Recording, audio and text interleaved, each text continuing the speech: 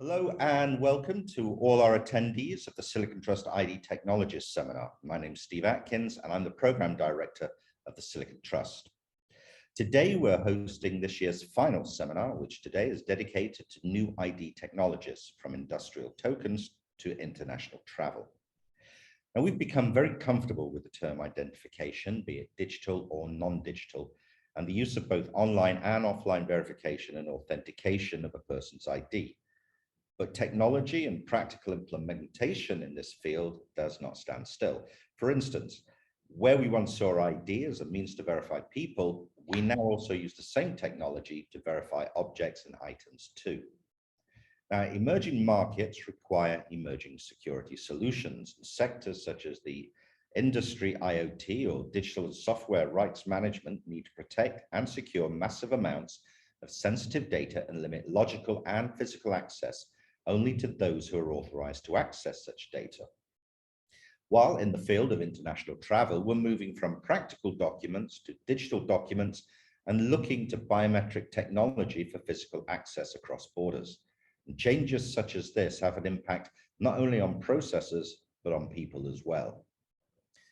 In this seminar, we want to examine the change of thinking, technology, innovation, and the effect that these changes can bring to end users that are occurring within the area of ID tokens and biometrics, be they private, public, or industrial based. This time, we're broadcasting live from the Vibu Systems campus in Karlsruhe. So please join me in welcoming speakers from Vibu Systems, Yubico, Infineon, Cryptovision, and Mühlbauer ID Services, as each company brings their unique point of view to this topic.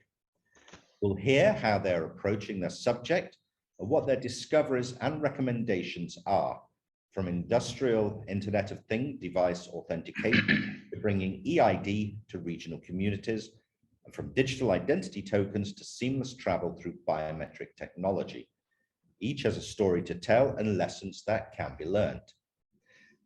We'll be joined today by Oliver Vincent-Reed, who began his entrepreneurial career immediately after completing his studies and focused on electronic and ASIC design, hardware, microcontroller, and embedded application development for consumer electronics, automotive, and industrial engineering. With Marcellus Buchheit at his side, he founded Vibu Systems in 1989 and remains the company's CEO to this day. Also joining us from Vibu Systems is Gunther Fischer, Senior Consultant, Licensing and Protection. Gunther has decades of experience in the software industry under his belt and now advises software publishers on planning and implementing protected software systems. His specialty is cybersecurity applied to the IoT world, and he addresses its unique challenges by facilitating the introduction of know-how and tamper protection techniques while enabling new business models at the same time.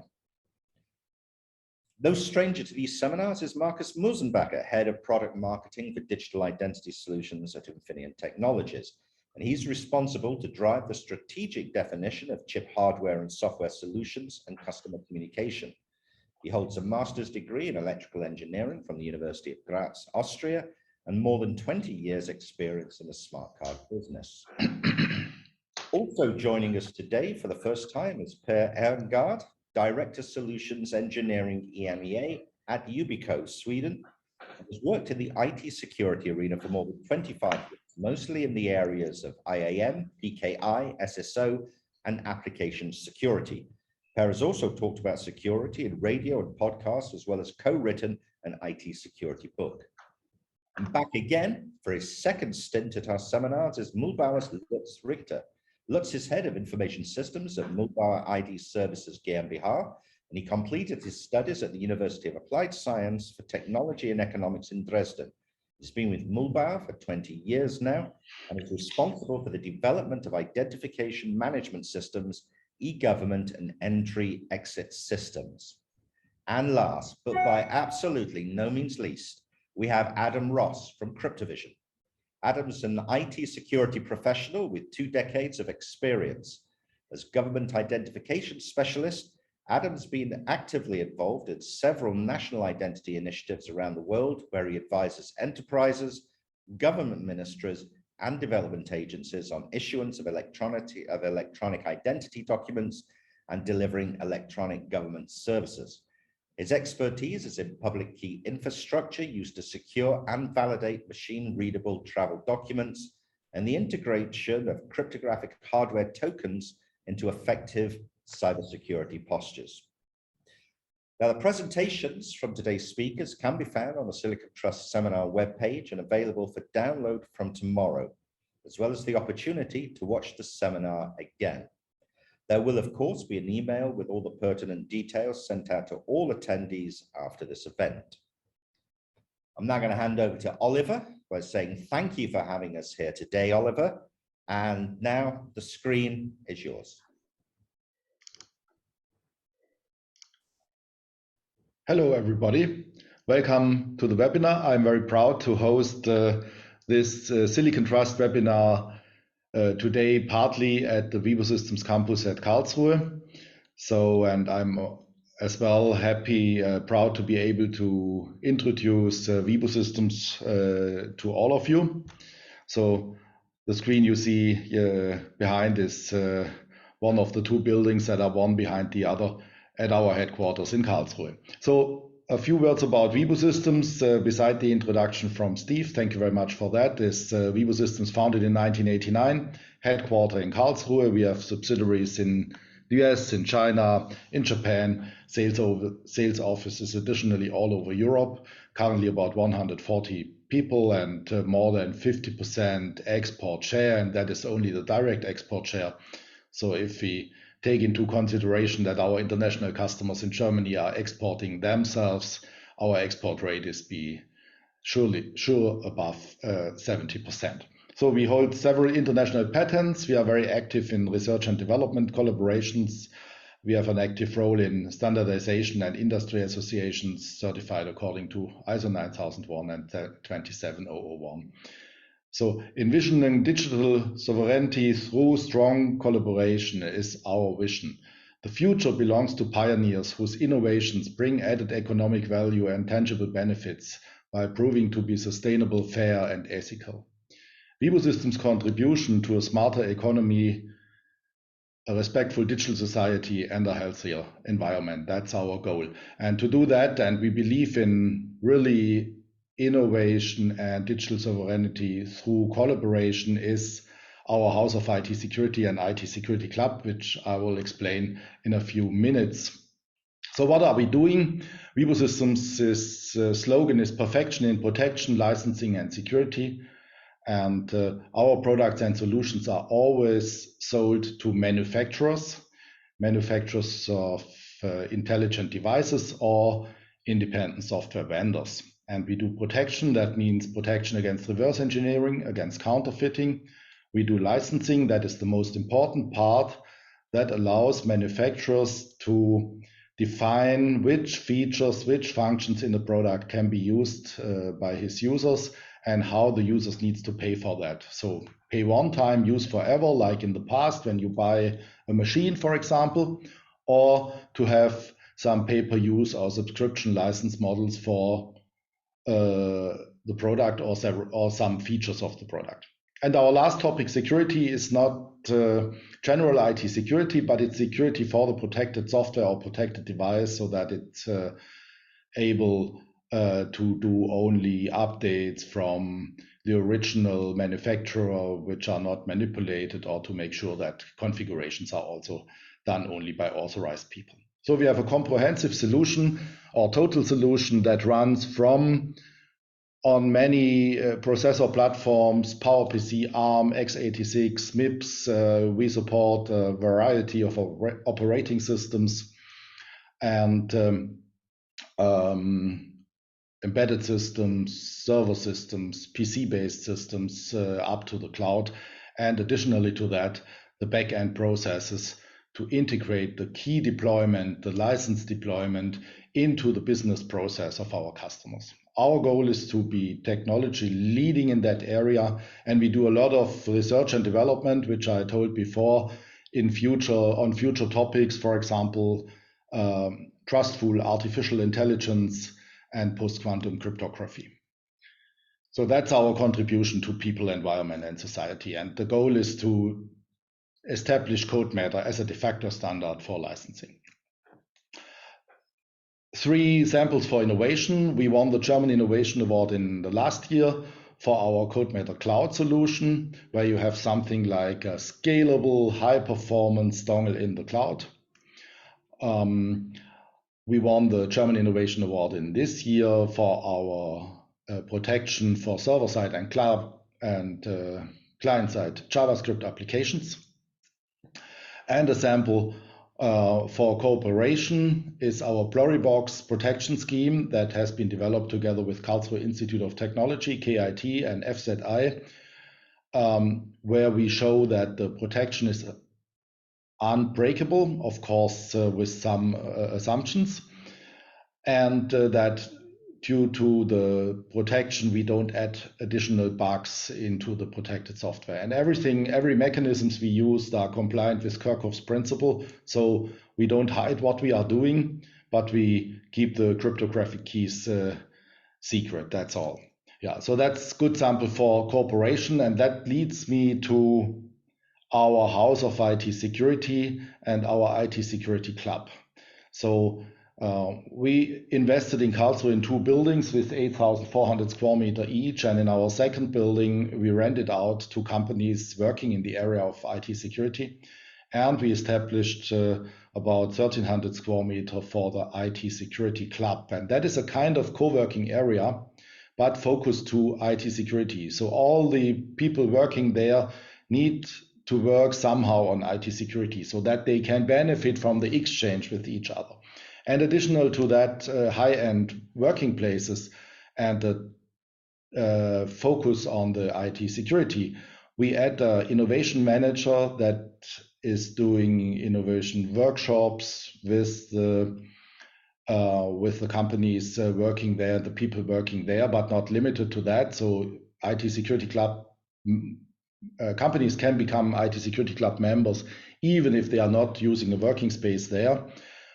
They try to find the right partners to set up funded R&D corporations, and the idea is to bring the IT security in Germany, in Europe, to push that and to help that on the way to digital sovereignty. So you see some pictures of the IT Security Club. This is an area in the upper floor. This is the open ceiling in the middle part where you come from the ground floor to the upper floor. Yeah. So all in all, it's a high quality workplace with where everything is inclusive. So people don't need to take care about any investment. They just need to bring their computer and their own equipment and can start working immediately in that IT security area. And we do a lot of cooperations here with the local research and development institutions like KIT, like Fraunhofer, IOSB, like Forschungszentrum Informatik.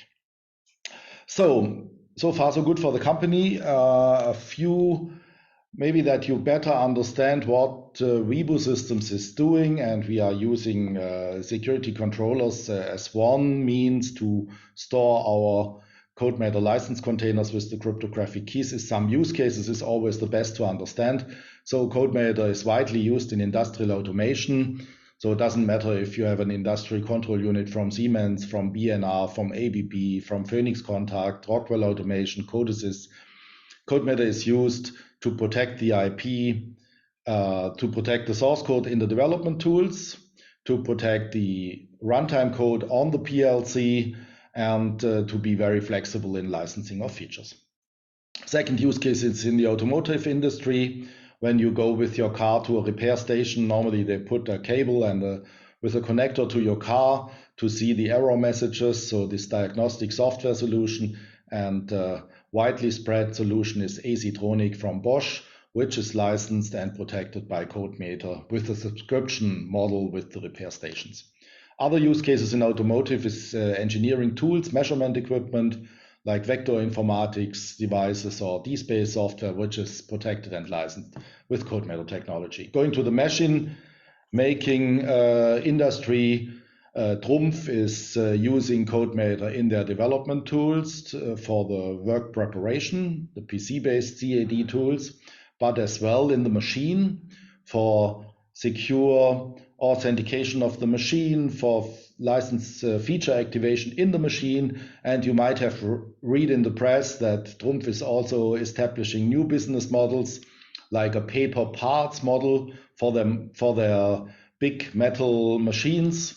And that is something that can be handled with CodeMator for the licensing. Another use case, a machine maker from Japan, DMG Mori, where CodeMator is integrated in the Salus platform. This is an example of standard PC software for architects, so CAD in the office area, like Archicad from Graphisoft or Allplan, both Nemetschek companies that have a highly modular software and offering subscription-based models for their software usage as well. A very nice use case that integrates artificial intelligence in the camera. So the pre-processing algorithms running in the industrial vision camera are running and protected by a CodeMator ASIC. So that's a security controller that is embedded in the camera, running the CodeMator firmware to protect the AI mechanisms and algorithms in the camera.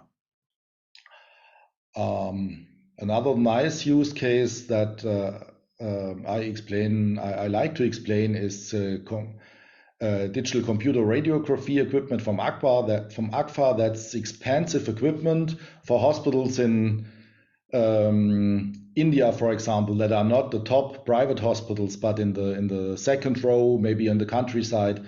It's more or less not affordable to buy these machines. So Agfa set up an easy payment scheme and installs these expensive machines for a very low price in the hospitals, and then is doing a prepaid model for using the machine, either on a monthly based or on a base per diagnosis. And so at the end, it's a win-win-win situation. It's a win for the manufacturer of the computer radiography equipment that can produce and install more machines. It's a win for the hospital that can have this high-quality diagnostic systems. And it's a win for the people living in that area, because if they collect the money to get this diagnostic from the hospital, they can get it. If the hospital has no equipment, then there is no chance. So when here all these new business models with subscription-based or pay-per-use-based licensing models work only if they are set up in a way that there's a benefit for all parties. But then it's really a benefit and a high flexibility. Yeah. The last sample I think is for dentists. That's machines, leading machines from Dentsply, Sirona. Some of you might have seen that already at their dentist. They do fillings for your teeth, and these ceramic fillings are grinded out of a ceramic block, a ceramic block that is on the slide. And the manufacturer of these systems is using CodeMator for 4 reasons. Number 1, protect the machines against the competing vendors, so protect their IP, their intellectual property. Number 2, to define which features the dentist can use. He can buy different levels of the software, for example. Number 3, they do a pay-per-use model and count the number of ceramic blocks that are produced by that machine. And number 4, they protect the machine against tampering, against manipulation, with digitally signed configuration, with digitally signed software updates and firmware handled by the CodeMator system. Yeah, that's the samples. So thank you very much for your attention. I hope I could show a little bit what Vibo Systems is doing, what we understand of protection, licensing, and security. And I wish you a good remaining 2 hours with the following presentations. Thank you very much. Thank you very much, Oliver. Would you mind releasing your screen? Thank you. Of course. To our attendees out there, we will start the main part of the seminar now. If you wish to ask questions, please use the Q&A button that you'll find at the bottom navigation bar. and we're going to start now. A slight little changes to the running schedule of our agenda. We're going to begin with Markus Musenbacher talking about digital identity tokens, first the foundation, then the future. So Markus, over to you. Thank you, Steve. Hello, everybody. Welcome in our webinar. I want to give you some introduction in general to the technology which is applied in all the nice use cases which have been shown by Mr. Winzenried, and further on we will see additional use cases. So the amount of lives spent in a digital scenario is growing exponentially, using different devices for different applications like paying, identifying, verifying, and connecting with people as well as with objects. So all these applications are requiring hardware-based secured solutions with different measures as data encryption, multi-factor authentication, and identification. So what you see on this slide,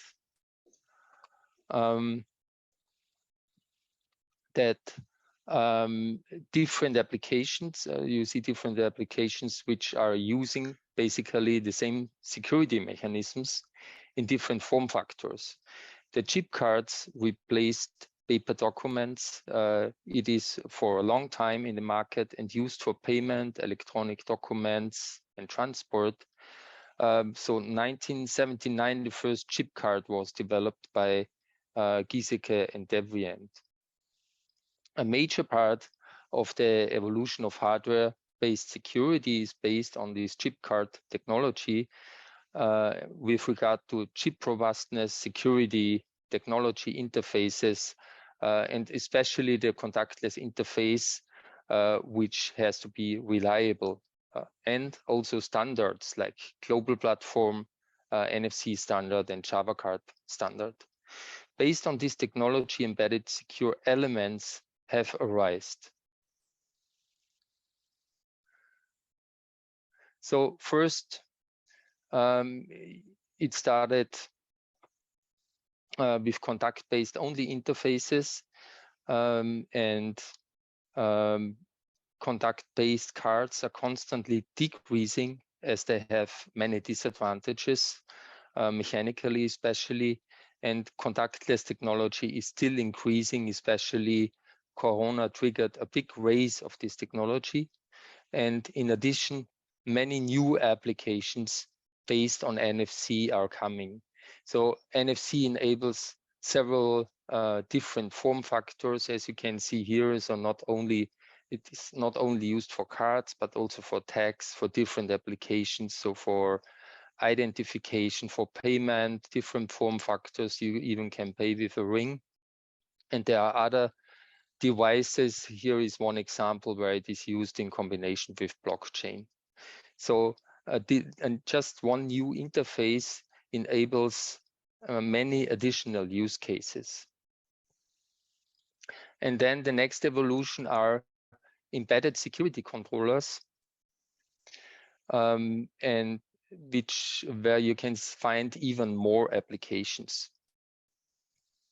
The form factor might be a machine, a smartphone, a watch, or a USB token. So you have seen before plenty of examples. It's used in the industry and also for consumers. And with embedded security controllers, you see that also more interfaces enable additional use cases.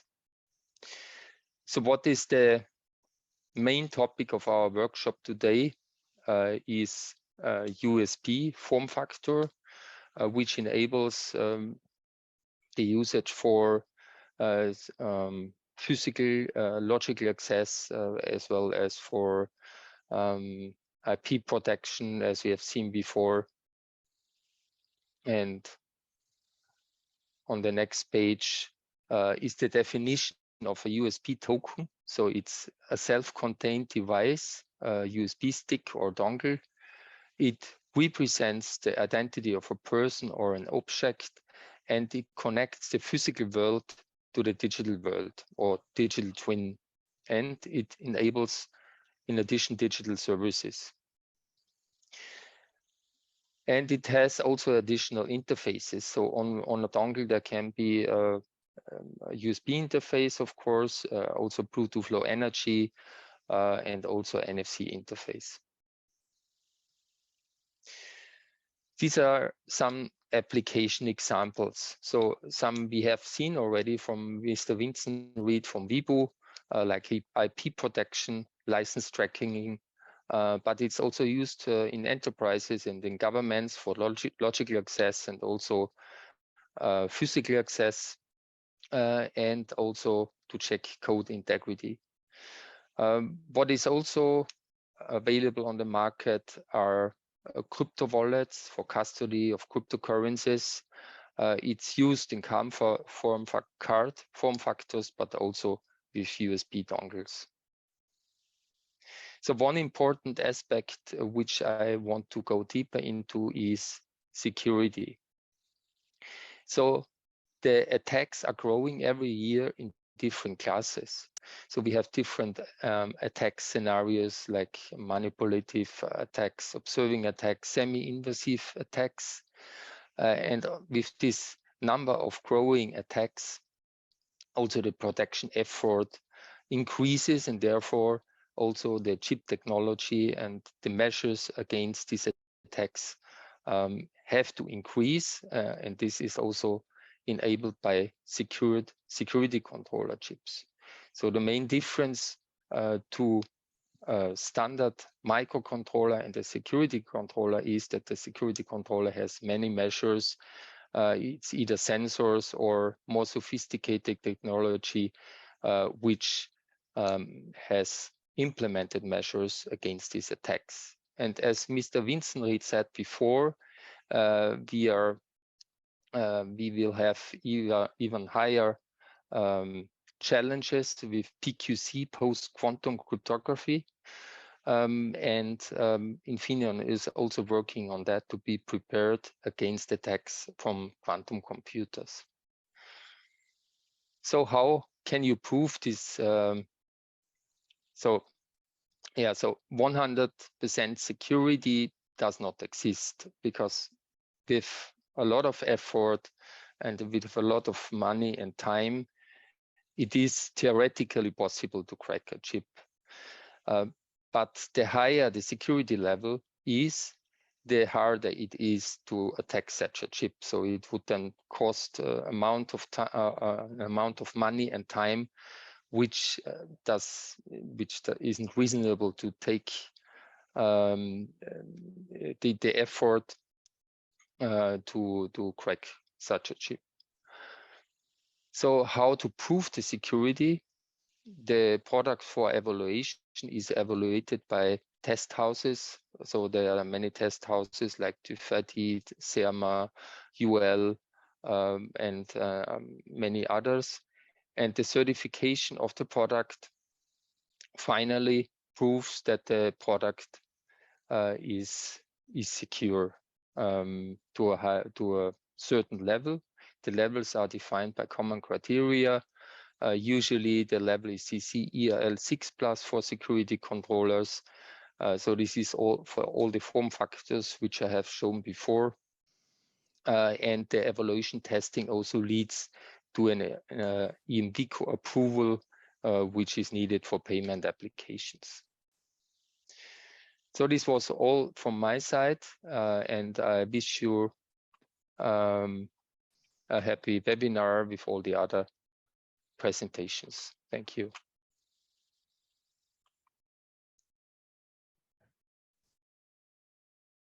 Marcus, thank you very much. Thank you. As I said to the other attendees, if there are any questions, please use the Q&A format that you find in the navigation bar below. We don't appear to have anything so far, but I did want to ask Marcus, you still there? Oh, you are. I'm still there, Steve. Listen, you talk about using digital tokens to validate identity. How come we've never seen it used with an alternative to digital documents, or to the move on from, you know, physical documents. So for instance, I mean, if you could use a digital identity token for physical access, could you also use it for, I don't know, border crossings? Sure, you could use it for border crossing, but you would need to change the whole infrastructure because it's not. It's done for NFC, and also you need to be able to read the optical information of the face and everything. But if the infrastructure is designed in a way that you can read the picture, and then that you also have,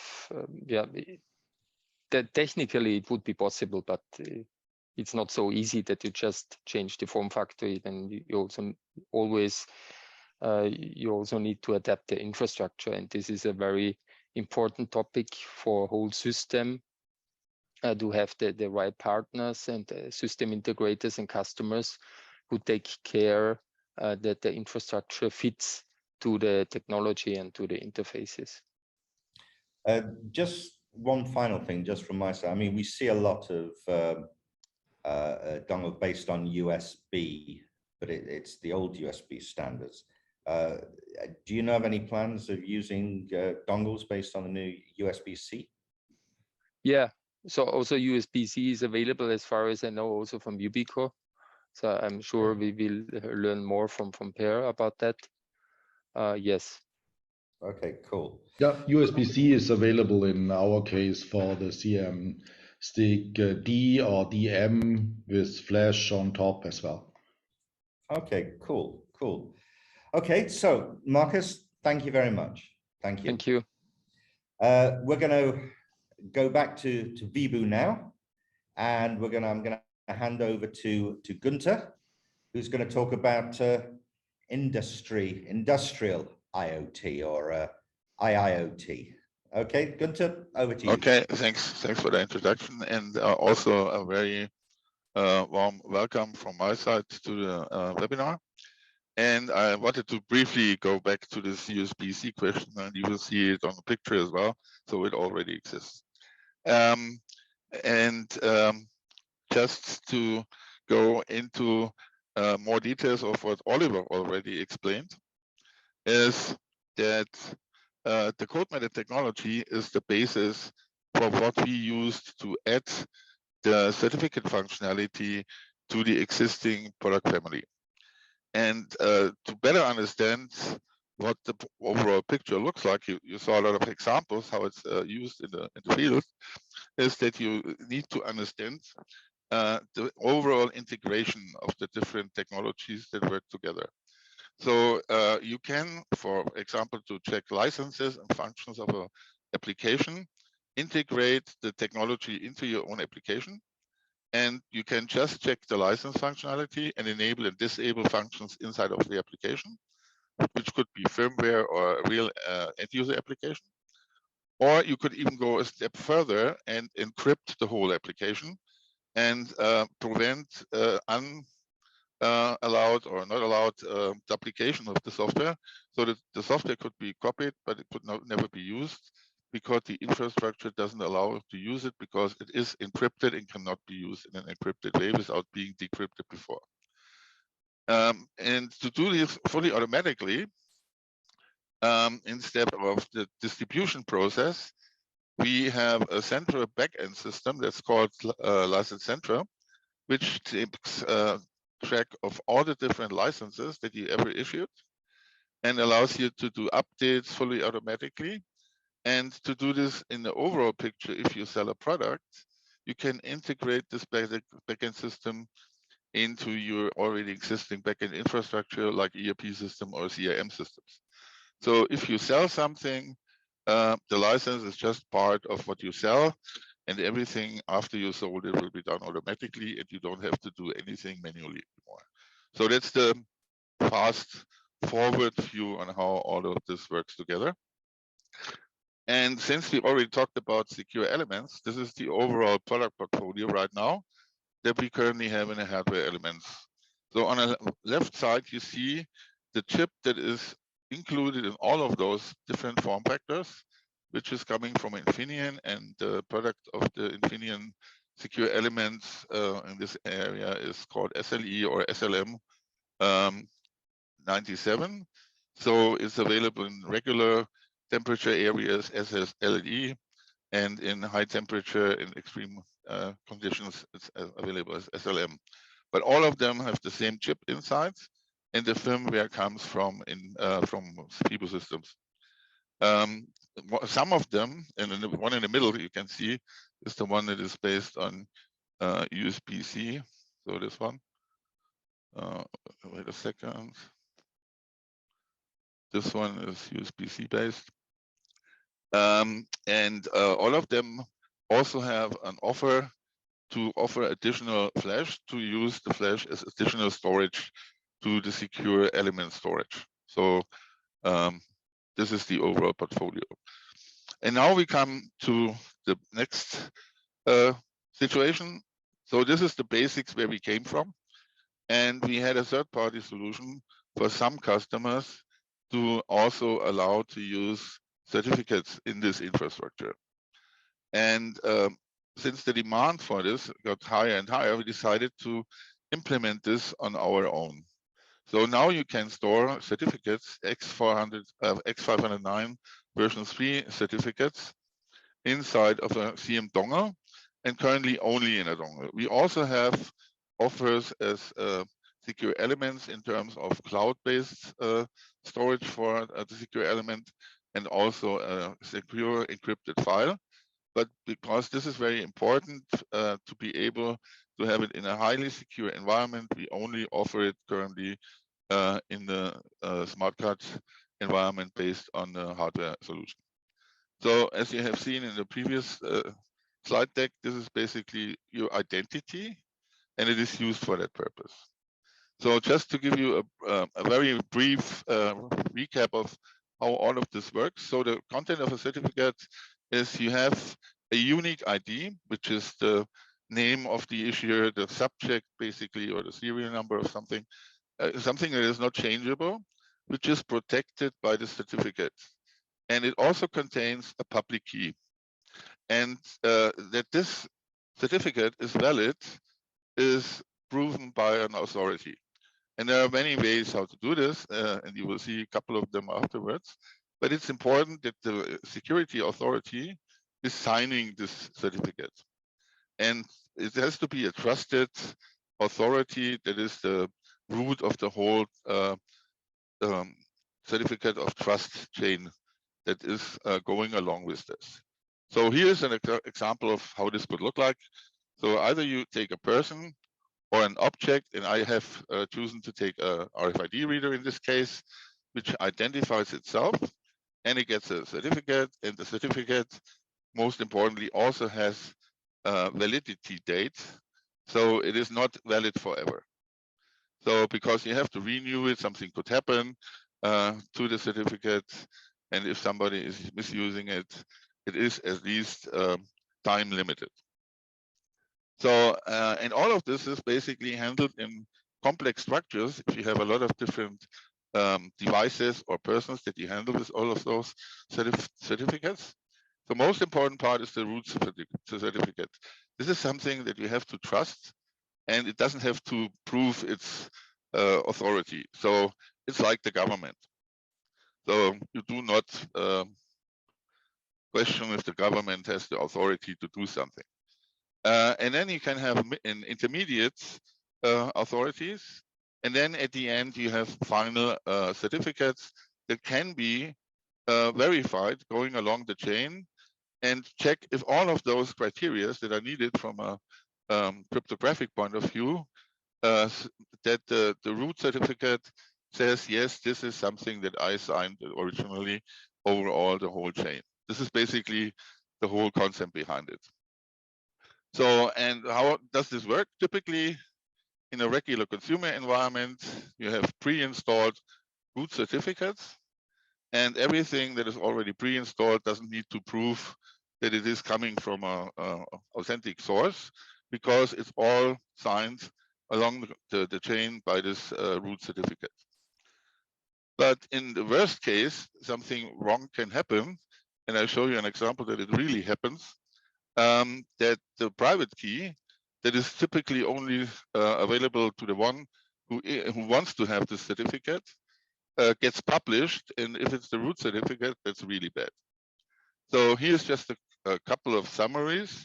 And the most important part is that you have to have a certificate authority that is trusted automatically, and that you have a signed version of a certificate with the private key of this authority, which proves that the public key that is going along with the certificate is a trusted or a trustful public key. And one of the big advantages having this in a certificate case to do the authentication is a password can be given away very easily. If you try to protect something with a password and somebody wants to get the password, either it's easy to be broken, or sometimes people really forward the password to somebody and then the whole protection is gone. But as I said, in the worst case, and even really very well-known companies can get into this situation, is if you publish your private key for your certificate root. And actually this happened to Dell. Dell basically pre-installed their root certificate in all of their machines, but unfortunately they also published the private key. And if you look into your Windows installation, for example, this is the reason why the eDell root is currently on the list of untrusted publishers, because everyone who wants to be a spyware or whatever, a virus, can use the private key, create a certificate that belongs to this e-root, and then it's easy to install it. Nobody asks you if you really trust this application. Just to give you an idea, it really happens. It's not just in theory. You can also revoke certificates either through a certificate revoke list, or you can also do this online and check the validity of a certificate if there is a global public player like Global Sign with the online certificate status protocol, if this is a valid certificate or not. So what are the usage scenarios? There are different types of certificates. You can limit them to specific functions like a server certificate or a VPN certificate or a communication certificate for UPC UA devices. And you can also use it, as explained before, to protect the integrity of code and data within software, which we already do with the previous implementations of this protection suites automatically. So where do you store the keys? So ideally, you store it in a physical token, like a secure element, as you have heard by Infineon. It's the most secure storage. But also, people tend to use just file versions of it and copy it into directories in file systems. This is, for example, done in many implementations on OPC UA. But it's easy to get access to those files inside of this file system. So, and to make the storage, so the secure element, available to all applications, you need to support a couple of interfaces. And this is the example what some of the existing applications already use. And this is what we support with the CodeMeter Certificate Vault, the new add-on for storing X509 V3 certificates. It's the PKCS11 interface and implementation. And it's also the Microsoft Crypto provider store to have the keys stored there. So there are some applications that are fixed to the different stores. If you write your own application, you can take advantage of both locations when you have access to it on, for example, Windows.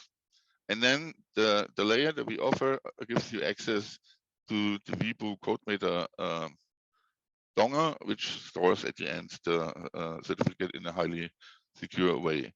In addition to the two that you see here, we also offer an open SSL layer that allows you to access the same content through the open SSL libraries. So the deployment of the certificates are done in the standard way as we also deploy already licenses. So which means we have the licensor creates a license. In this case, along with the license, there is also a certificate. And then the standard mechanism to distribute the license is just leveraged in the same way as before.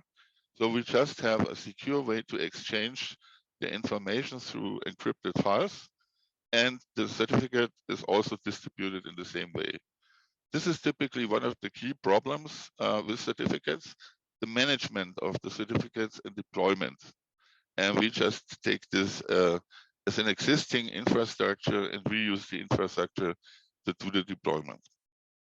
However, it is not 100% compliant to the textbook implementation.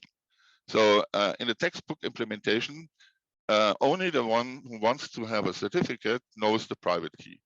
So if you look at this slide, let's say we have a device. The device wants to have a certificate that shows that it's a really trustful identity.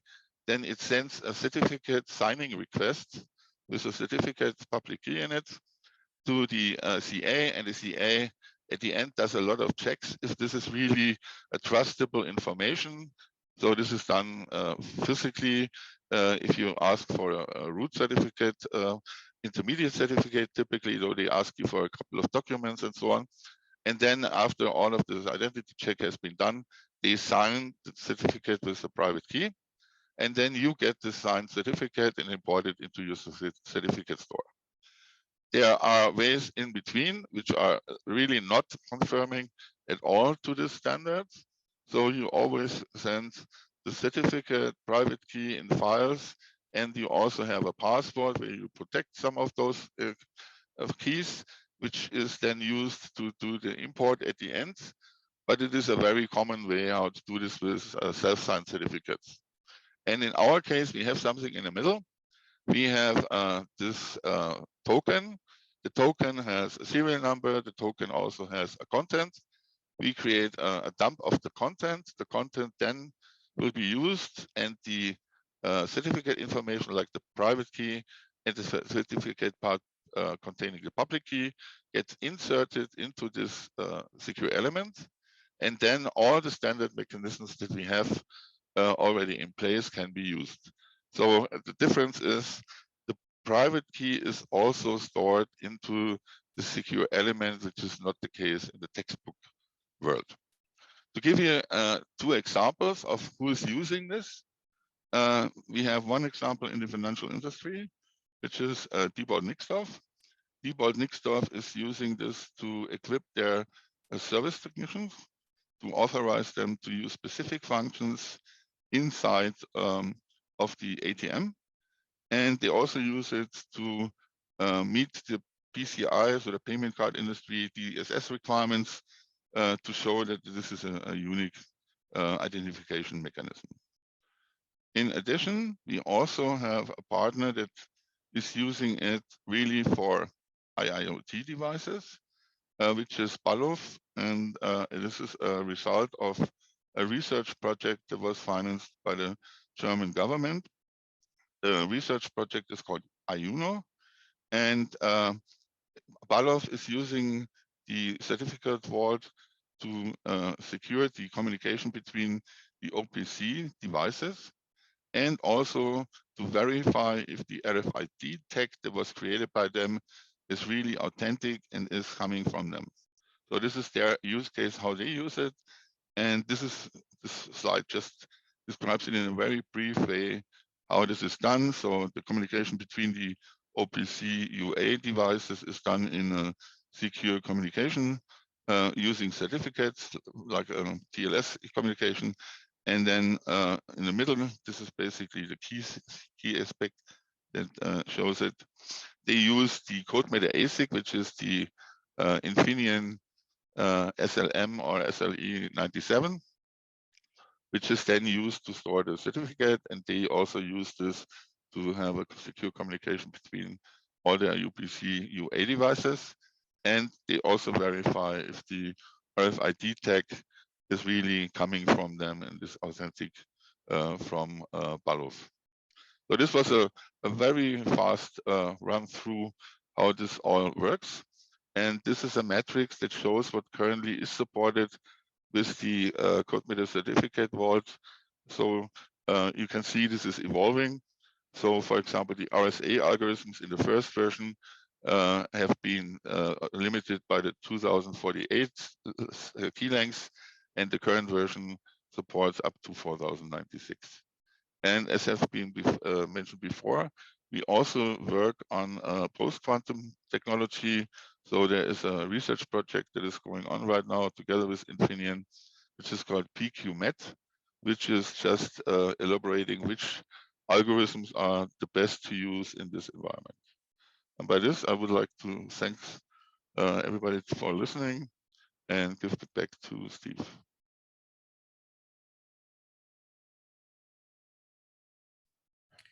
So, Gunther, thank you very much. There's a couple of questions for you, a couple from me, and then we've had one which I'd also like your take on. Is CodeMeter certification Vault a standalone product? No, it's a member and an extension to the already existing CodeMeter technology. Okay, which platforms are supported? It's the typical Windows standard, Windows embedded, Windows versions that are all based on x86 or 64 and 32-bit platforms. It's the typical Linux cases, so also x86 and also the ARM platform, and also all embedded Linux flavors that you can think of running on x86 and running on ARM. Okay, you spoke very quickly about Crypta. Crypta is the product that Diebold Nixdorf is using. So it's their own invention, and it's basically used by all their service technicians. And how many would that be? At the last time when we heard about it, it was 6,500 on a worldwide basis. Okay, okay. And one final one, I got a text that came in. Is the communication between CodeMeter License Central and CodeMeter encrypted? Yes, it's fully encrypted, and it's already used this way for all the other functionality that we already use. So we just reuse the infrastructure that already exists. Okay. We also got a question that popped up on our Q&A section. He said, if one loses the dongle, what is the replacement process? Now, Per answered him, and he wrote, this is entirely up to the company process, but normally there is a backup dongle or other method that can be used until a new dongle is received from a help desk or similar. In our case, for example, if he wants to renew something, and it's typically the case, so you limit the lifetime of the information. So in the Crypta case, for example, I think they have a 2-week lifetime. Next time when they need to access to get a expansion of the lifetime, we check the serial number of the device, and we could have put it on a blacklist before, and then the device is basically blocked. Okay, so in all cases, if people are using dongles, you can get replacements as long as the original is blocked or yeah. Exactly. Yeah. Okay, cool. Well, Gunther, thank you very much. Appreciate you taking time to present to us. Now, I am going to hand over to Per, who's telling us that not all MFA is created equal. Over to you. Thank you. Yeah, thank you very much. So, as you said, Steve, I'm really glad to be here. My name is Per Engard, and hopefully I can have your attention for at least 10 to 15 minutes to listen in when I talk about the interesting story of Yubico and the YubiKeys. And to show this a little bit is showing this picture. We say that we have security in our DNA. And it began long time ago, 250 years ago, when Augustin Ehrensvärd, a security engineer, built and designed the sea fortress outside of Helsinki to protect Sweden against foreign attacks. And it's today listed as the UNESCO World Heritage. And then 10 generations later, Jacob and Stina Ehrensvärd founded Yubico 2007 and invented the YubiKeys with the mission to protect everybody in our modern digital world. But Jacob and Stina also realized it doesn't work to do this for the whole world and be in Sweden. So they actually took their 3 kids and moved to Silicon Valley in 2011 because they wanted to be closer to the internet thought leaders and to make their vision happen. And today we have more than 4,500 businesses and almost 20 million YubiKeys are sold across 160 countries. So there's been good, strong growth. And we also have a global presence. We have employees in 13 countries, and the majority of our team is based in Palo Alto in the US, and the other part is in Stockholm, Sweden. We're also backed by top-tier investors, both in the US and in Sweden. And one of the most important things we have accomplished so far is that all leading platforms and browsers have made native support for the YubiKeys and the standards we have pioneered. But why should you use a YubiKey? This is something I want to highlight because many of the breaches are due to lost control over credentials, either phished or stolen. And I should say data breaches are one of the biggest challenges we have today. Especially now with all people working remotely, as it's been for the last 2 years. We have seen a sharp rise in phishing attacks and targeted attacks. The good thing is strong two-factor authentication, or MFA, has proven to be most efficient to protect against these threats. But not all MFAs are created equal. Why do I say that? I would like to highlight this by showing the picture of a fable of the 3 pigs. Based on the survey from Google a couple of years ago with more than 350,000 users and real hack attacks. So the 3 little pigs built their houses with different materials. It was straws and sticks and bricks.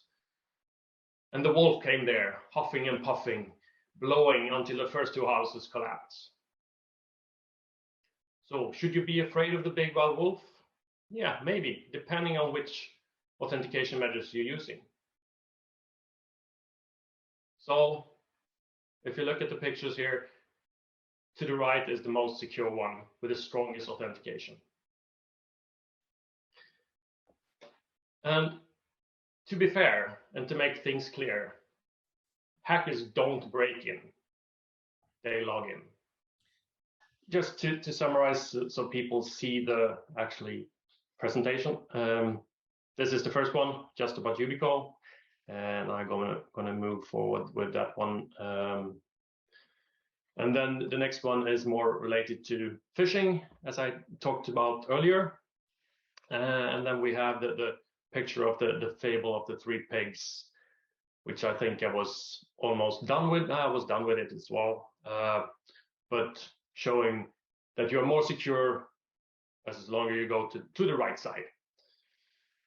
And then I told you about this one when you came in and said, yeah, we can't see your presentation. Thanks for that, Steve. So what I said here was hackers don't break in, they log in.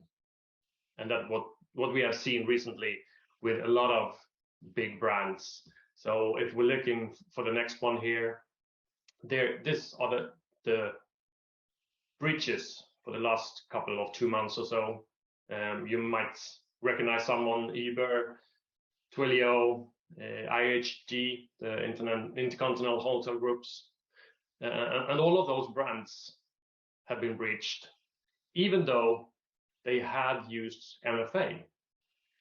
But they used legacy MFA, such as SMS and OTP, which didn't help them at all.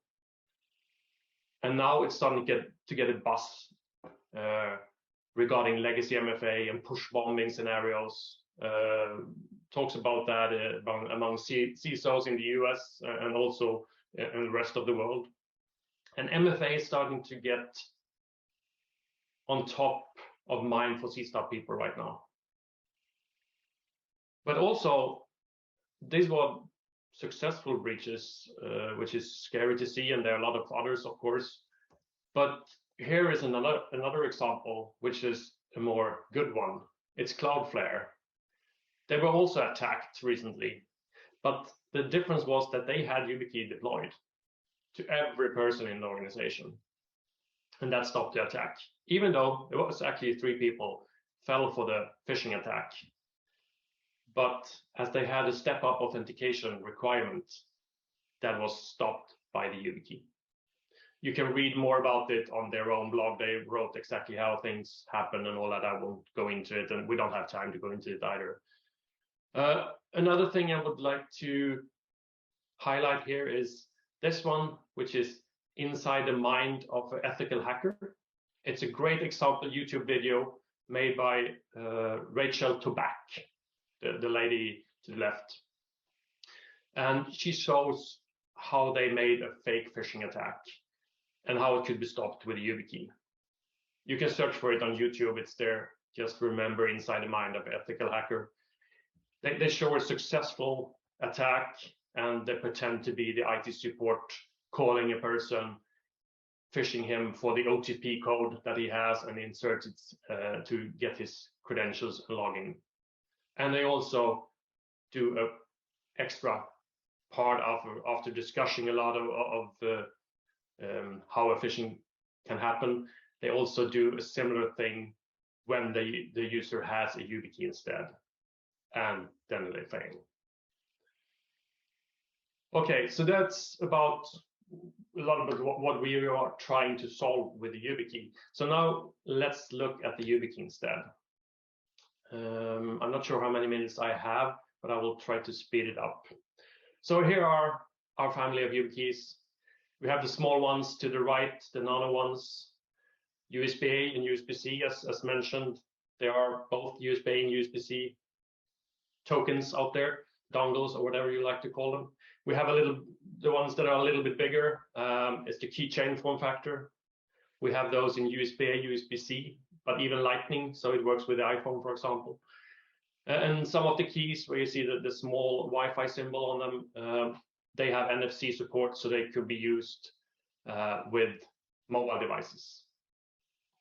And all of the keys, they have a small golden disc or a touch plate on the side, and that is used to touch to show user presence, meaning that if you insert a YubiKey and log into something, we would like you to be sure that it's a person sitting behind the computer. And that is done with touching the YubiKey. We also have the YubiKey Bio, which is pretty much the same as a YubiKey. The difference is to use your fingerprint for authentication instead of a PIN. And the PIN is something you have, and it's not shared over internet. It's not sent away over internet. It's just used to unlock that specific YubiKey. And the good thing with the YubiKey is we support many different standards and protocols. For example, OAuth TOTP, PIV, the certificate that Günther was talking about, can be stored on the YubiKey. U2F, FIDO2, or even OpenPGP. And the multi-protocol keys are the black ones, except the YubiKey Bio. Then we have the blue ones, which is more consumer-based or consumer space keys, sell to end users, which has a limited functionality with FIDO2 and U2F. And at the far last one is the UBXSM, which is a thumbnail small hardware security module used to store, for example, root certificates that Günther was talking about as well. And it just fits in the USB port. It shouldn't be used for big transactional high performance things, but for root CA storage, it's perfect. And also, the good thing that we support so many standards are that there are many applications out there. You can just watch the picture here and see, I guess you see applications of vendors that you recognize. And this is just a small portion of all the vendors and applications that implemented support for the YubiKey or supporting standards that are on the YubiKey. The main things the YubiKey code is supporting is more all organizations all over the world, different sizes, different organizations that want to modernize authentication. So the most common business scenarios or use cases, whatever you like to call them, is, and that started to be during the pandemic, of course, secure your sensitive accounts or remote workers, shared workstations or mobile restricted environments. This is normally where the organization starts to use the YubiKey. Or if they have had smart cards before and they realize they can use a YubiKey instead and don't need to have the reader for the smart card, then the USB is perfect and the YubiKey works. And also in the later stage, there are, of course, securing office workers, third-party contractors, and end users as well. And also, as we talked about earlier, it's important with government regulations, and the YubiKey supports FIPS, the CSPN, GDPR, PSD2, and also the leading standards, as I said, with FIDO, PIV, OAuth, and W3C. And the thing is that the YubiKey is so versatile that it could be used in many different scenarios. And given different levels of security, of course, when you move to the right of the picture, you're more secure than on the left side. But the YubiKey can be the bridge to your way to passwordless. And passwordless is the term Microsoft uses with Azure when you log in and don't need to use your password. You use their authenticator push app, or you use certificate-based authentication, or you use FIDO2, which is the one we have on the YubiKey. And also, it could be that you have a VPN solution that supports TUTP from the beginning. And then you realize, yeah, I can use the YubiKey for that one and later upgrade to, if the vendor is upgrading their product in new releases to U2F or FIDO2, that's a perfect use case to have the YubiKey. And then that YubiKey can follow you on other vendors and applications upgrading as well. We recently got a report from September, I think it was, conducted by Forrester on behalf of Yubico, where they interviewed some of our customers around the world. And yeah, it pretty much talks by itself. Return on investment for the YubiKey is incredible, 203%. Payback time is 11 months. And then you have the great benefit of stopping successful phishing attacks using the YubiKey, of course. That was really nice to hear. To try to summarize everything, as I said from the beginning, and as the presentation is, not all MFA is created equally. Yubico has tried to lead the innovation with strong authentication for years, co-creating the FIDO protocols, the WebAuthn, working with standard bodies such as NIST to evolve guidelines. We are laser focused on authentication and related innovations. So it's been our top priority with proven track record. And our mission actually has been unchanged since 2007 to make secure login easy and available for everyone. And if you look at the firmware and the supply chain for things here, our firmware is loaded and locked at the factory, which provides security by design. This means that it can't be updated or altered in the field by an evil person or anybody else for that matter. And it's also reviewed by third parties, so it's really secure. All of the products are developed in Sweden or in the US in a highly secure automation. And we have shipped almost 20 million keys to our customers around the world.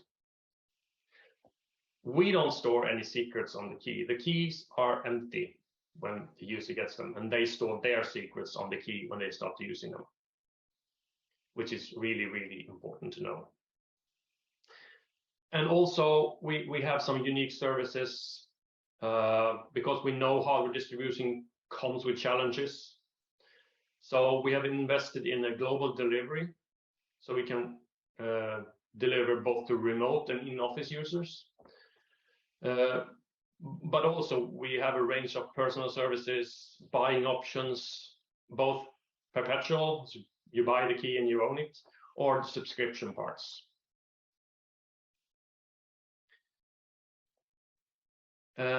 Yeah, so thank you very much for having me here, even though there's been some challenges with the presentation. So thank you very much. Yeah, thank you very much. Thank you very much. I just have one question for you, which is probably unfair to throw it on you.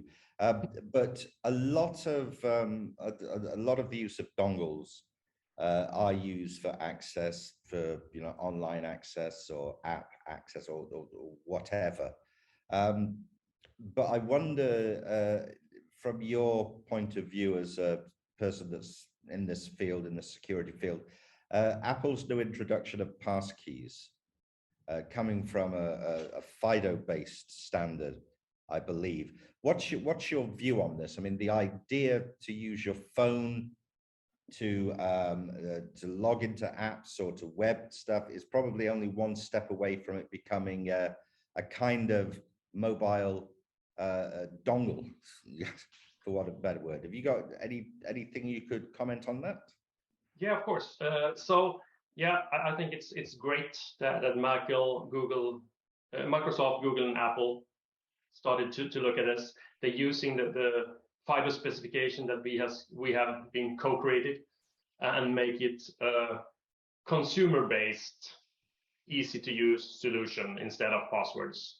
So I think that's great, but I don't think it's something that will be used that much for enterprises, because you don't want to have your trust plane stored in the cloud and trust Google, Microsoft, and Apple to have that. So I still think the FIDO2 and the security keys will be used for enterprises. But consumer base, yes, definitely could be interesting. So basically having the data in the hands of, let's say, your employer is better than one of the large global conglomerates. Yeah? Yeah, because then it's just there for one person. I don't know. If you trust them, please do. I think also, but I think it's really great because it highlights that it's needed. Mm-hmm. Brilliant. Okay, Per, thank you very much. We have to move on. Thank you for your resilience in actually working on this and coming back to us. Brilliant. Thank you. Adam, I'm gonna hand over to you. Okay, great. Hopefully the screen sharing will work a bit better. Thanks for inviting us to the session. It's very nice to be here at the Silicon Trust and sharing a bit of knowledge with you guys. I have to admit, because I'm working from home, there is a risk of a furry invasion. I did not duct tape my cats to the wall in advance of the session. So if there is a furry feline that pops up on screen, please bear with me. We've seen some really interesting sessions before. about integrating physical security or digital certificates into different infrastructures for IoT or for potentially travel documents. I'd like to discuss a little different aspect coming from like a citizen service and how these types of integrations can actually benefit the communities on several different levels. Just to double check, did you see the transition to the second screen? I hope you did. So, yes, okay, fantastic. yes, we did, Adam. We did, yes. Great. All right, so as Marcus Mosenbacher mentioned, there have been a really kind of a great drive to different types of solutions that were primarily accelerated by COVID-19. These came across several different applications, not including things like government vaccination type of passes, verification of COVID test results, or even implementation into the supply chain for these types of vaccines. Unfortunately, along with this type of COVID acceleration, we ran into some other types of difficulties throughout the supply chain. So things like the integrated circuits that are used in these were in extreme high demand as consumer buying habits changed, with more people being locked down at home.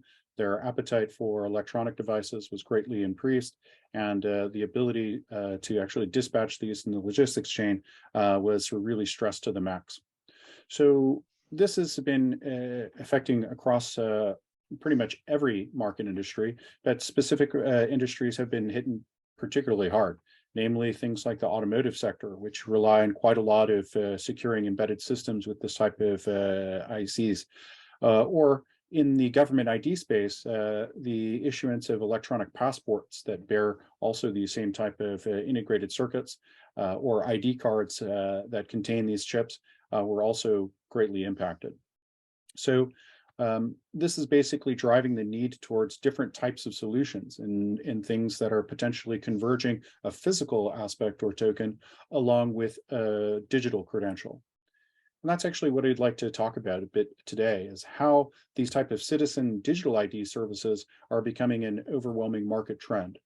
So we see that the various different analyst groups have indicated that 92% of all nations will adopt a national biometric ID system that includes aspects of a unique digital identifier or some type of globally unique identifier, along with some other representation of the demographic data of the citizens. So if we look at this, this really is a tremendous market. And this will represent pretty much 20% growth over the figures. And it's currently a $9 billion industry today. So we see that there are a number of initiatives that are not necessarily tied to COVID-19, but also other type of digitalization initiatives that will really gear this up in the next 8 years, with 2030 being a particularly important target area. So what really kind of drives these type of initiatives? So one of the first questions is like how the governments want to retain control over their own type of solutions. We heard a bit about type of certificate authorities and trusted root providers.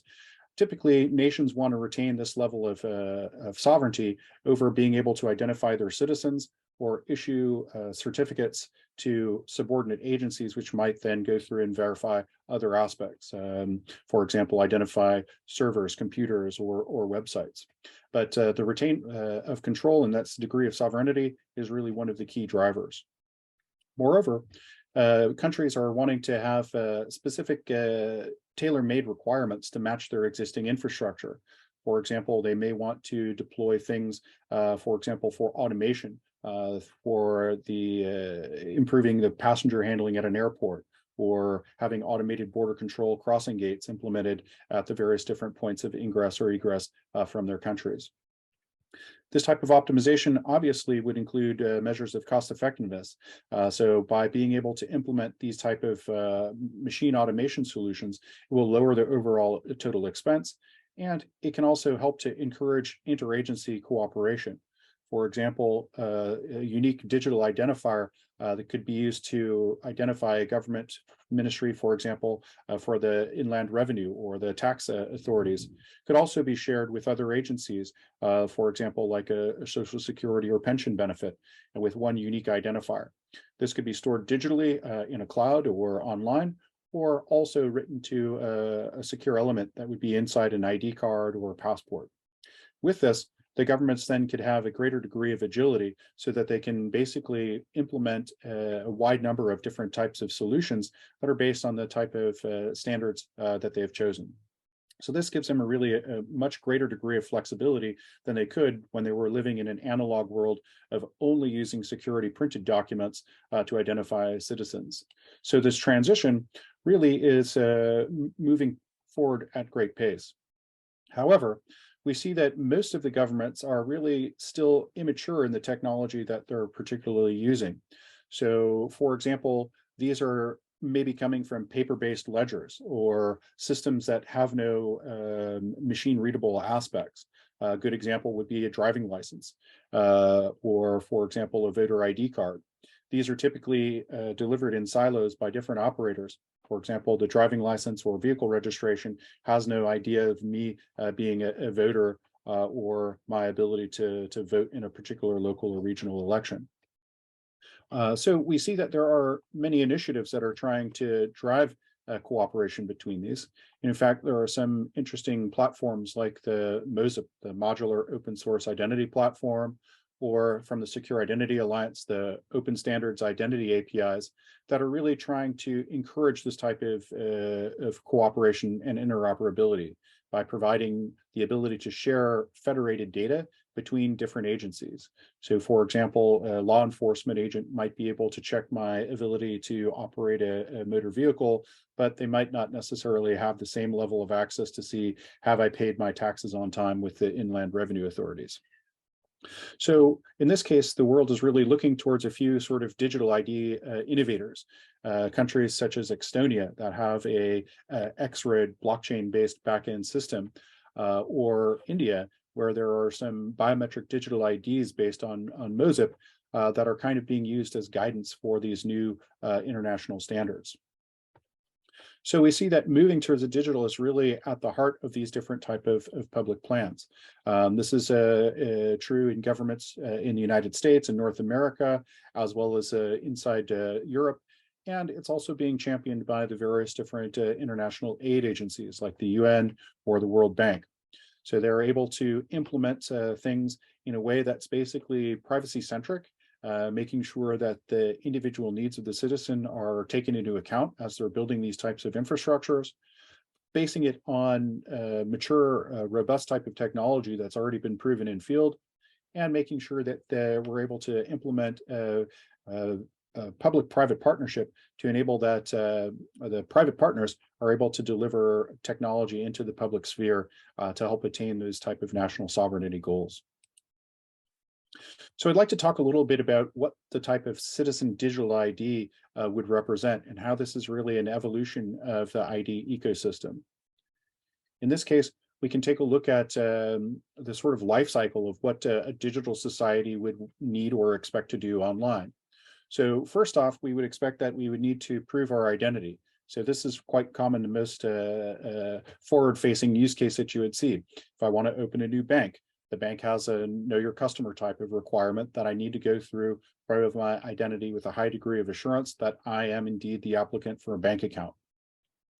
Moreover, I would also need to be able to maintain this type of personal data in the event that I have some type of significant life change. For example, I get married and now have a spouse, or I have a child.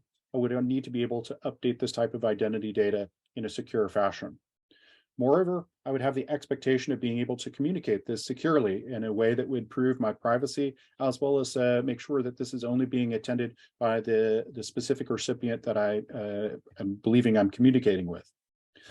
If I have these things in place, this obviously would reduce the distance I would have between the access services that the government would provide. So this would basically entitle me to be able to receive things like benefits, for example, a pension, perhaps an agricultural subsidy for a farmer, or the like. As we move further in the maturity model, we could have a greater degree of expectation of other services. I would want to be able to transact online, i.e. pay for things in digital commerce, or vote online. And finally, I would need to be able to sign some type of document to show that I'm actually attesting to, yes, I consent to this, I can prove my identity and to do this. So this is really driving the whole idea of mobility. And we've seen that this type of world is possible with the convergence of both digital and hardware-based technologies. So looking at that, we can imagine a world where governments are able to better serve their citizens. This would actually effectively increase public funding by basically reducing the costs for duplicate projects, reducing the maintenance of data in multiple different types of silos, and really improve the public efficiency. And ultimately, it would engender a greater degree of absolute trust between the governments as well as the citizens themselves. So in this case, we see that many governments are moving towards this type of model. 65% of governments have already deployed data platforms to date in 2022, and 50% of those will have roles that necessarily haven't been created yet. I.e., there will be an evolving type of IT and knowledge workforce that will basically be transitioning to the digitalization of this type of data. So this is really a great opportunity for governments to sort of revolutionize the way that they are delivering services for their citizens. In this aspect, it can really help them develop their economies. Private providers are also help to build a more sustainable future, and it can really help to increase the actual security through aspects of homeland security, cyber defense, and this is ultimately all entitled to help serve the citizens better. When we talk about this as a driver for digital change, we can look here in the EU itself, and we can see that there is this idea of a 2030 digital compass. And so this is a idea proposed by the various different EU member states. We want to create a climate neutral, recycling oriented, resilient economy by the year 2030. So within the next 8 years, we want to move forward towards this model where 100% of public services will be available online. These type of availability for medical records and individual patient data will also be accessible. And they want to have 80% of the population being able to use a digital ID in the next 8 years. So this obviously has big impact on the infrastructures that are being deployed. So having 5G networks everywhere, gigabit Ethernet, physical connectivity in metropolitan area networks, and even in rural areas. And of course, being able to implement this at a very, I would say, trusted hardware level. So being able to integrate semiconductors and integrated circuit chips throughout the aspect, from the identity documents to the actual consumer devices that we're using, as well as in the data centers that are driving this. So when we look at this, the EU has come up with the idea of a specific digital rights and principles notion that with the people at the center, they're driving this type of inclusion because they think that the technology there should be a kind of uniting force and not divide the people. We've seen that when technology is not necessarily implemented correctly or with a lot of foresight, that it can actually be a dividing factor. In fact, this was really brought to light with the sort of COVID restrictions, where people who had a digital credential and can prove their vaccination status or prove that they had a negative test result had a significantly greater degree of freedom in their travel and ability to, just participate in daily life than those who were not able to participate because they didn't have this type of digital credential or prove their vaccination or negative COVID status.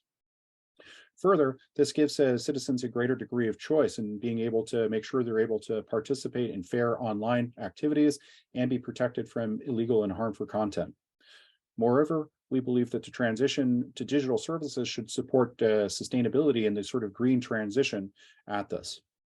To help kind of measure this, the EU has come up with the notion of a digital economy society index. This DESI index, you can see that there's still quite a lot of work to go. Some of the areas within the EU, for example, in the Scandinavian areas and Denmark, Finland, Sweden, they have a really high degree of connectivity. They have a high degree of integration of digital services that are already available. And we can see that that this is really kind of a great, I would say, democratizer for these societies.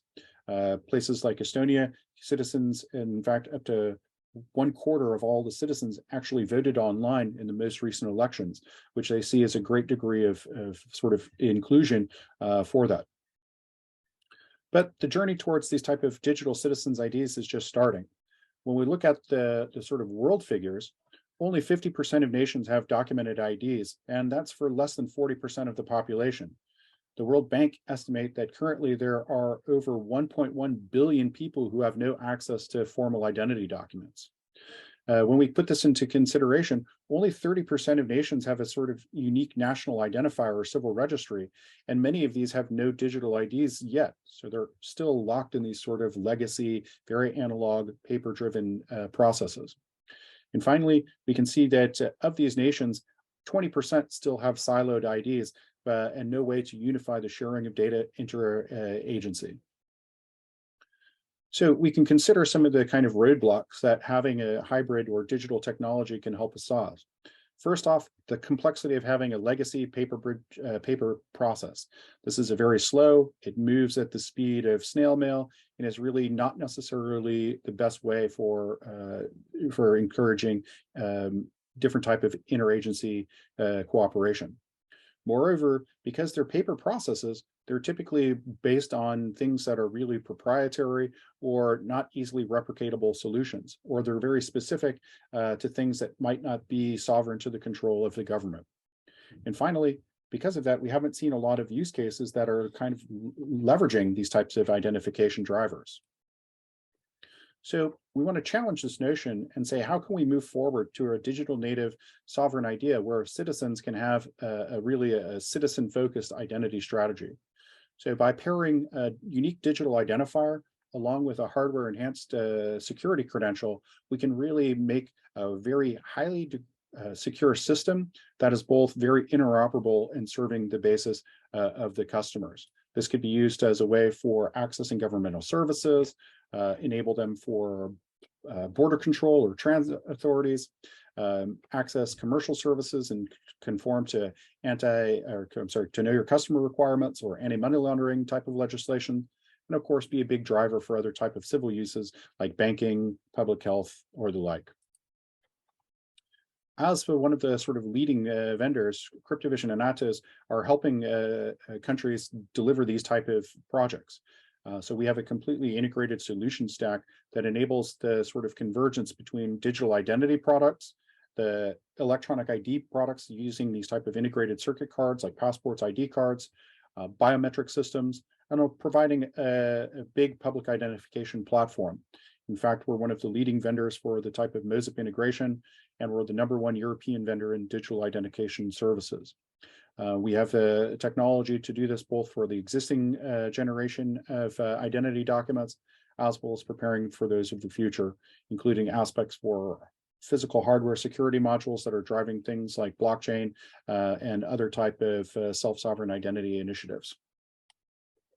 So looking at that, Atos as a solution provider can help you with your digital identity services, digital identity solutions, and digital identity products to put those together to basically create a fully integrated solution that can help you leverage both public and civil use cases for that.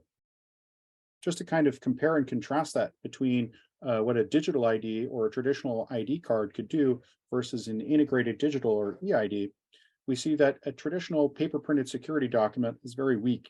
Typically, it doesn't work very well offline because it's highly susceptible to forgery, it's prone to loss or theft, and it's overall difficult to keep this working and to integrate this with automated type of solutions or being able to do these things online. By integrating this with a sort of a digital ID platform, this can enable strong authentication, including biometrics with face, fingerprint, or iris recognition. It significantly reduces the amount of risk or fraud. And from this sort of single source, it really can drive a new degree of ease of access to services from different citizens. Just looking at some of the areas where Atos have done these types of projects, we're delivering both electronic ID projects or completely digital ID projects all around the world. We see that there's a kind of a unique mix between the challenges from emerging markets where we might have no legacy systems to integrate, for example, in projects like Morocco, or elsewhere, where we're delivering a complete digital ID solution along with some of our other biometric partners. Finally, how can we basically assist you? We can do this several different ways, either with a sort of one-on-one hour workshop. We could do it with a more intense 2-day innovation workshop, or government agencies can often go through for a very intensive type of 3-month pilot to trial these solutions. So that is the end of my presentation. I believe there might have been some questions raised in the QA. If not, I'm happy to turn it over to Steve and let him moderate those. There were indeed some questions that came in. I'll just read them out to you then, Sure. in case other people have not seen them. Considering the complexity of ID management, how do you overcome the issue of duplication, expiration, and change? So this is really one of the fundamental challenges in addressing these types of silos of data. And this is being tackled by a number of different initiatives. There's one based around the MOSIP platform, the sort of modular open source identity platform, which basically is trying to create a sort of unique digital identifier for the citizens. This would then be used as a sort of an anchor for various different other silos to connect and to do some type of data assessments against that. So rather than having a unique identity in the inland revenue or financial system, and a separate identity in the voting system, and a third different unique identifier in the pension system, all of these would be tied back to a unique digital identifier that can be there. So this creates this type of opportunity to greatly reduce the possibility of duplicate data. Moreover, this would enable something like a civil registry to trigger a particular event. For example, I unfortunately pass away. This would then say, hey, the civil registry sets my status to deceased, and this would prevent me from collecting, for example, a retirement or pension benefit from these other agencies. So it's not a simple challenge, but it is something that the technology is already there in place for. And with a skilled type of system integration, these type of government agencies can really benefit from it. Okay. Okay. Privacy and data provenance seems to be a major issue. How is this overcome? So the challenge of making a privacy-centric model first is really one of the key struggles, because this technology by its very nature, especially biometric technology, is extremely unique to the citizen. It's extremely sensitive in the fact that it cannot be changed or altered to a significant degree easily. And therefore, if it's not properly checked, it could be really invasive.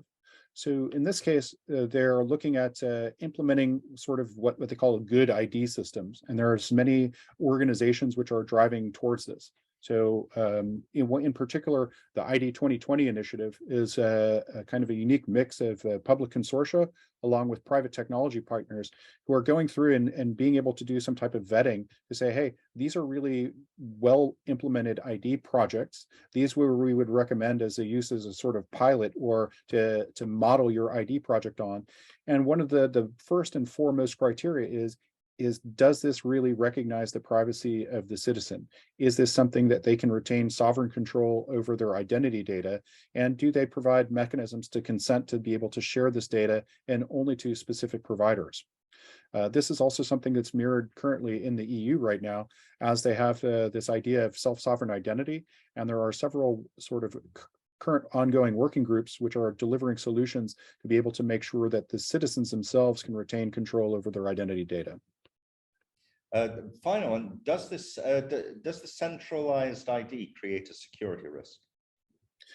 Well, on one hand, yes, it does represent a potential security risk. But on the other hand, by centralizing these type of ID platforms, it also gives you a greater degree to control the actual degree of risk.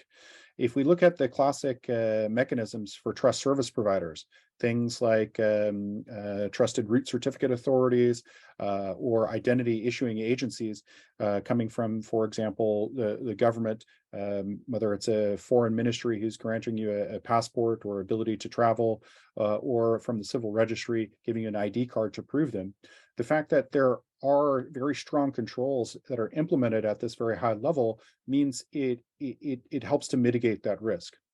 So you can have a very well-trusted system, but it can be, I would say, secured with the degree of control that government agencies or really trusted third-party providers that have to meet very high, there's the cat showing up, have to meet a very high degree of accreditation and certification requirements for. Okay, we're going to have to move on. I still have another question, which I believe you should also be able to see in your system. But so because we're a little pressed for time now, I'm going to ask Adam if you wouldn't mind answering that. No problem. I'd be happy to within the chat group. Okay, so thank you very much. Thank you, Adam. It was a pleasure. Our last presenter. We always leave the best till last. I'm looking forward to this. This is biometrics for seamless travel. So let's going to hand this over to you. Yes, thank you. Let's start to share.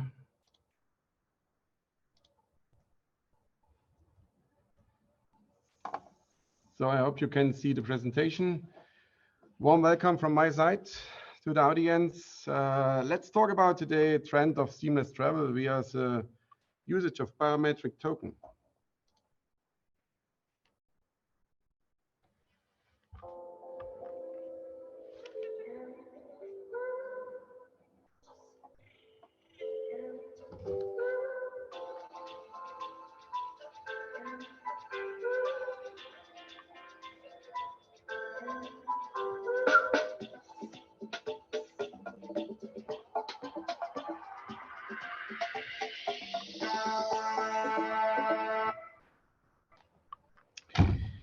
Yes, where we are with this traveling and using biometric token, in special for the border management, for the immigration process.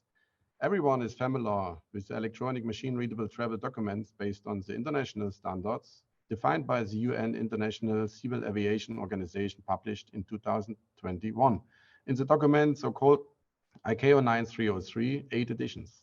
According to the company Read ID, in April 2020, nearly 160 states had issued a passport with a contactless chip.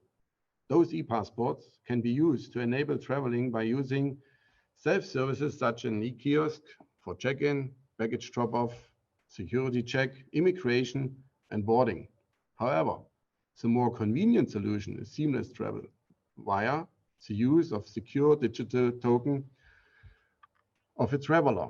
For such scenario, in the 2021, ICAO published also the so-called guiding core principles for the development of digital travel credentials.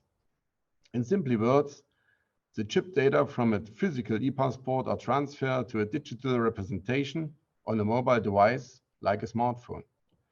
Beside this guideline, the standard ISO 18013-5, published in 2020, defines the implementation of mobile driving license on the mobile device. Both standards can be used to interact between a mobile device and the automated border control solution contactless and seamlessly. To verify the travelers, the most common biometric modality is a face image, because face images of the travelers are stored in so-called data group 2 of the logical data structure defined in the ICAO 9303 standard. We observe a trend towards a second biometric modality, either iris or touchless fingerprint. New technologies such as artificial intelligence, machine learning are the basis to enhancing the traveling verification with additional biometric modalities like voice or behavior. First concepts of such system called biometric corridors are in development. Camera systems recognize the face image of the traveler and compare it with the digitalized data on the mobile device while the traveler is working to the immigration area.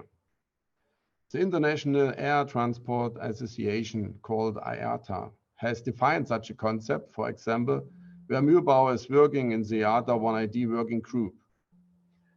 This concept stands for seamless, efficient, and secure process during passenger facilitation.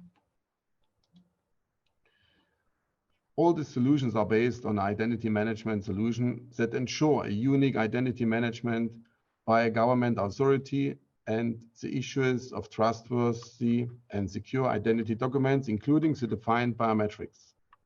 That we also heard in the presentation from CryptoVision authors. The biometric information, which is stored in the physical and digitalized travel documents, is defined by the government because there's a legal framework.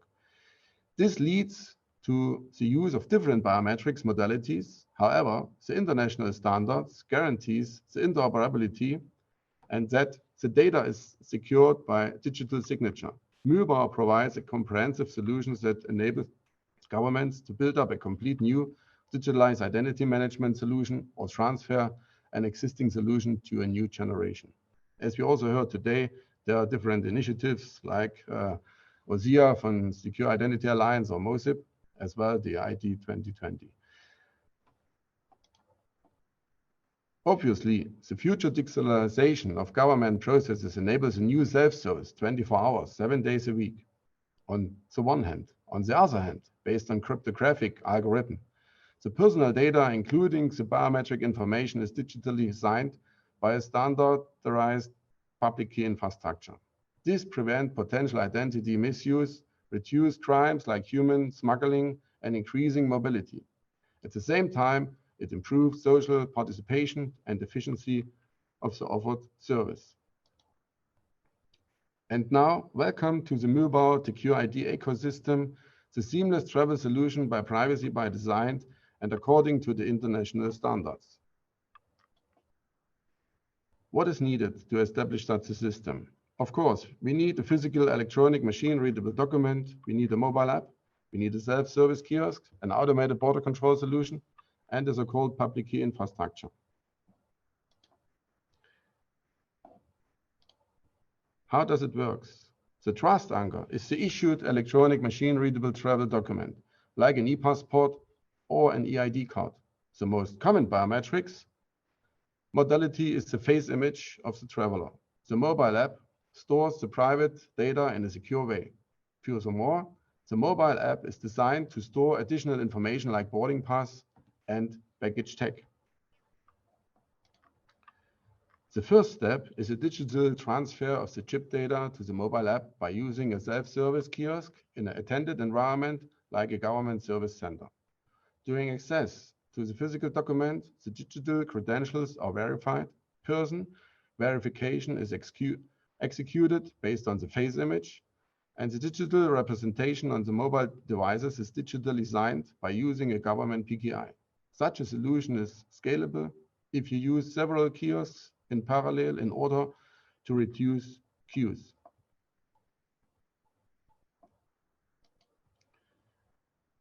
For automated border control solution, an upgrade with low energy Bluetooth technology is needed to communicate with mobile devices over the distance of up to 3 meters. For the traveler, the communication ensures a hands-free and contactless immigration process. The immigration authority can future automate the process and accelerate the immigration process while keeping the same security level.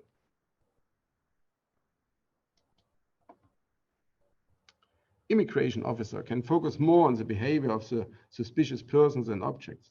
For this purpose, we at Mühlbauer recommend and offer solutions for complete mobile document and person verification in online and offline mode.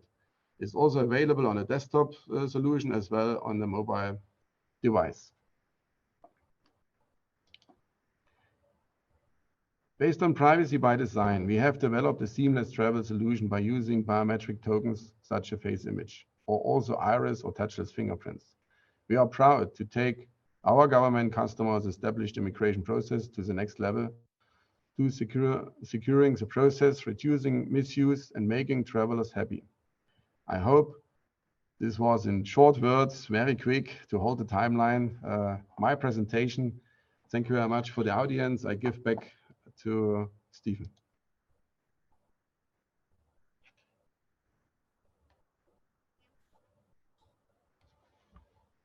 Okay. Thank you very much. Thank you very much. Quick. That's brilliant. That's brilliant. You're a star. You're a star. No, a lot thanks. of this, a lot of this, though. What kind of time frame do you see for this being rolled out on a far greater scale in the future? I mean, we're talking years or decades. So what we see in the market, first projects already started. So that means in the next 3-5 years, this will be a rollout worldwide. And it started already in America, will go to Europe. And we see very developed space in Asia because a lot of travelers there still after COVID. And the benefits for the immigration and the airport suppliers are they're using more or less the same space what they have, and increase really the efficiency and increase more or less also the security, because when you automated all this process, the officer get tired after 6-8 hours, but the device can run 24 hours, 7 days all the time. So, and that's why it is, of course, as we heard today, an investment, but investment, security, efficiency, make the traveler happy, all this should be considered. And that's why we believe that this will come in the next 2-3 years, definitely. And digital ID, by the way, it's already started, European Union working on it, and will replace, from our point of view, also the national ID documents in the next 5-6 years. But the e-passport will stay the next 20-30 years. It's our observation. Okay. So, as you said, they don't get tired, and also they don't go on strike either. Yes. Personally. And get not sick. It's also a very important aspect here in Germany and in the States. Yes. Yeah. Let's thank you very much. I appreciate your time. And in fact, that's the end of our Silicon Trust ID Technologist seminar. Please join me in thanking Oliver Witzenried, Gunther Fischer, Markus Musenbacher, Per Engard, and Lutz Richter and Adam Ross for speaking here today. Now, as I mentioned at the start, the presentations will be available on the Silicon Trust website from the 21st of October, as will be a recording of this seminar as well. And all attendees will receive an email thanking them for watching today and a URL to find and download the presentations. And also, while you're on our site, don't forget to download our latest Vault magazine, and our next one will be out in a month's time. Should you have any further questions to the presenters today, please do not hesitate to contact me through the Silicon Trust website, and I'll put you in touch with the relevant presenter directly. Now, as I said, this is the last of our seminar series for 2022. I hope you've enjoyed them and found them interesting and useful.